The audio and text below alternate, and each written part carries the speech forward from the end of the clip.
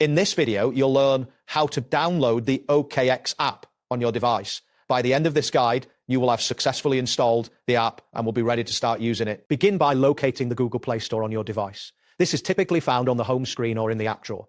Tap on the Google Play Store icon to open it. Once the Play Store is open, you will see a search bar at the top of the screen. Tap on this search bar to activate it and then type OKX using your on-screen keyboard. After entering the text, press the search icon or the enter key on your keyboard. The search results will display various applications related to your query. Look for the app labeled OKX in the list. This app is usually marked with the official OKX logo.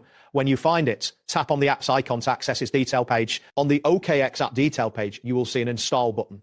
Tap this button to begin the installation process.